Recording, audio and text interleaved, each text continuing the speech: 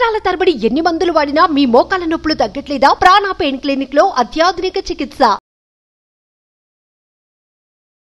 అమ్మ నమస్తే. నమస్తే అమ్మ జయలక్ష్మి. అమ్మ, చిరిగిన బట్టలు వేసుకోవచ్చా? వేసుకుంటే ఏమవుతుంది? అమ్మ, చిరిగిన బట్టలు అని అనడంలోనే అవి వాటి సహజత్వాన్ని కోల్పోయిన అర్థం అవుతోంది కదా. అవును. చిరిగాయంటే మామూలుగా ఏమిటి అర్థం? పాతబడ్డాయి, ముట్టుకుంటే నలిగిపోయి చిరిగిపోయింది అనుకుందాం. ముట్టుకుంటే ఇలా విచ్చిపోయేటట్టున్నాయి అని అర్థం. అది దేనికి సంకేతంగా ఉంటుంది? చిరిగిన బట్టలు వేసుకోవడం అన్నది దరిద్రానికి సంకేతం. అంతే కదా. ఏదన్నా అంటే కుచేలుడు అన్న పేరు మీరు విన్నారు. అవును. ఆయనకి అటుకులు పట్టుకెడదాం అనుకుంటే కృష్ణుడి కోసం పాపం భార్య ఇంట్లో వెతికితే అటుకులు దొరికాయట. అటుకులు పట్టుకెడదామని చూస్తే ఆయన ఉత్తరీయంలో దాన్ని కడదాం అనుకున్నట్ట. కడదామంటే జారిపోతున్నాయట, అంటే చిరుగులు. 16 మడతలు వేస్తే ఆ ఉత్తరీయాన్ని అప్పుడు దాంట్లో కట్టగలిగాడు అనమాట. అంటే అన్ని చిరుగులు ఉన్నాయి. అది స్థితి. ఆ స్థితి ఏం సూచిస్తోంది? దరిద్రాన్ని, ఏమీ లేకపోవడం అనేటటువంటి దాన్ని సూచిస్తోంది. కాకపోతే ఆనాడు కుచేలుడికైతే దాని గురించిన పట్టింపు లేదు. ఆనాటి పరిస్థితి కదా. పరిస్థితి కాదు అసలు. ఆయనకి బట్ట చిరిగిందన్న ఊహ కూడా లేదు. ఆ నిరంతరం అటువంటి వేదం చదువుకుని ఆ దృష్టితో ఉండి పరబ్రహ్మ తత్వాన్ని చూస్తున్న స్థితిలో ఉన్నాడు గనక. కానీ మనకట్లా కాదే. మనం ఎన్ని రకాల హంగులు, ఆడంబరాలు అవన్నీ ఉండాలనుకుంటున్నాం కదా. అట్లాంటిది మరి చిరిగిన దాన్ని అది తప్పుగా భావిస్తారు. అంతెందుకండి, ఒకప్పుడు మన దేశంలో వస్త్రాలు నేసినవి నేసినట్టు తెచ్చి కట్టుకునే వాళ్లే తప్ప కుట్టే పని కూడా ఉండేది కాదు. అంటారు, అదే టైలర్స్. వాళ్ళు మనకి మహమ్మదీయుల నుంచి వచ్చారు. ఇప్పుడు కానీ మీరు కానీ గమనించినట్లయితే మా తరంలో ఉన్నటువంటి దర్జీలందరూ మహమ్మదీయులే ఉండేవారు, ముస్లింసే ఉండేవారు ఎక్కువగా. ఎందుకంటే వాళ్ళకి అది పద్ధతి. మనకి లేదు, మన దగ్గర లేదు. వస్త్రాలన్నీ కూడా కింద కట్టుకునేటటువంటి వస్త్రం ఒకటి, పైన వేసుకునేది ఒకటి ఉండేవి. పైగా మగవాళ్ళు నడుపు కట్టుకునేవారు, ఆడవాళ్ళు పైన కట్టుకునేవారు. ఇక్కడ అంతే. పైన ఇక్కడ ఒకటి కట్టుకునేవారు, పైన కింద ఒకటి కట్టుకునేవారు. కేరళ వాళ్ళు కట్టుకుంటారు అట్లా. కట్టుకుని దానిపైన ఇంకొకటి బల్లెబాటు వేసుకునేవారు. మన వాళ్ళు కూడా. తర్వాత ఇలా కాకుండా మొత్తం చీర ఇలాగా కట్టుకోవడమును, పైన లోపల ఇంకొకటి వేసుకోవడం, అట్లా ఉండేది. అది కూడా వస్త్రమే. అదే చింపడం, చింపి దాన్ని మళ్ళీ కుట్టుకోవడం అనే పద్ధతి ఉండేది కాదు. మీరు గమనించినట్టయితే ఇప్పటికీ వేదం చదువుకున్నటువంటి వాళ్ళు ఎవరు కూడా చొక్కా వేసుకోరు. అవును. ఎందుకు చొక్కా వేసుకోరు? చొక్కా వేసుకోరని ఈ వక్షస్థలం అంతా బయటికి ఉంటుందా? ఎదురు రొమ్ము ఉండదు, కప్పుకుంటారు. వస్త్రం పై వస్త్రం కప్పుకుంటారు. అదంటే అదే పద్ధతి. గాని ఎందుకు వేసుకోరు చొక్కా అంటే, చొక్కాకి కత్తిరించి కుడతారు గనక. కత్తెర పెట్టి కత్తిరించారంటే అది మంచిది కాదని. అయితే తర్వాత కాలక్రమేణా అనేక పద్ధతుల్లో కత్తిరిస్తే కుట్టుకోవడాలు అవి వచ్చాయి.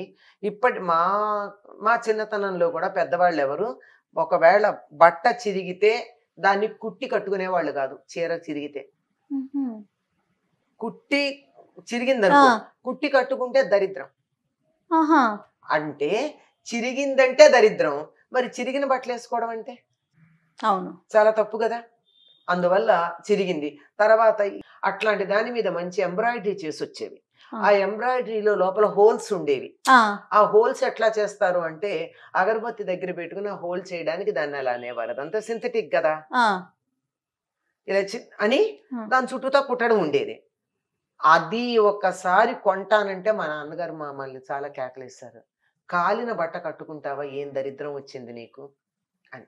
కాలింది కానీ చిరిగింది కానీ వేసుకోవటానికి చాలా దరిద్ర హేతు. అంటే జ్యేష్ఠాదేవిని మా ఇంటికి రామ్మా అని మంగళహారతి ఇచ్చి పిలిచినట్టు. పిలుద్దామా? తెలిసి ఏమైంది, చెరక్కుండానే చూసుకోండి అంటే. ఈ రోజుల్లో ఎట్లాగో మనం కత్తిరించుకుని కుట్టుకునేవి అలవాటు పడ్డాం గనక, ఎప్పుడన్నా మరీ పాతబడింది ఏదన్నా కొద్దిగా చిరిగితే దాన్ని కుట్టుకుని వాడాలి కానీ చిరుగుతో మాత్రం వాడకూడదు. అంటే మారిన కాలాన్ని బట్టి ఎట్లాగో కుట్టింది వాడుతున్నాం కదా, కత్తిరించుకుని మరీ కుట్టి వాడుతున్నాం కదా. అందువల్ల అలా కాకుండా నేను మూడు మూడు ముక్కలు తెచ్చుకుని వస్త్రాలు వేసుకుంటానంటే సమాజంలో నన్ను రానియరు కదా.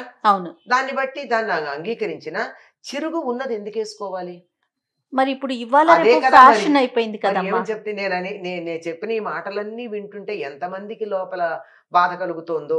మేము ప్రత్యేకంగా చిరిగినటువంటి వాటిని కొనుక్కుంటున్నాం కదా, చింపి మరీ కొనుక్కుంటున్నాం కదా, లేదంటే తెచ్చి చింపుకుంటున్నాం కదా, అంతే కదా. అవును. ఆ మధ్య ఎప్పుడో ఒక దాంట్లో పెట్టారు, బాంబేలో స్టోర్ లో ఉన్నది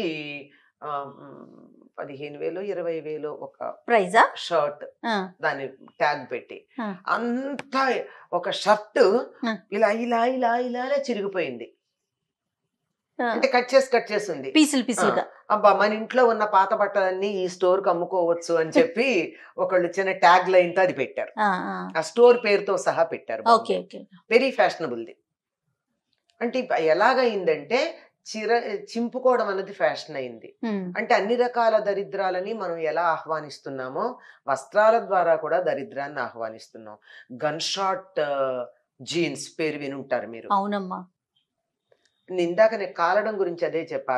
అగరవత్తు పెట్టి అక్కడ చిన్న హోల్ చేయడానికి చిల్లి పెట్టినందుకే వద్దనేవారు. మరి దానికి దీన్ని ఎలా ఒప్పుకుంటారు?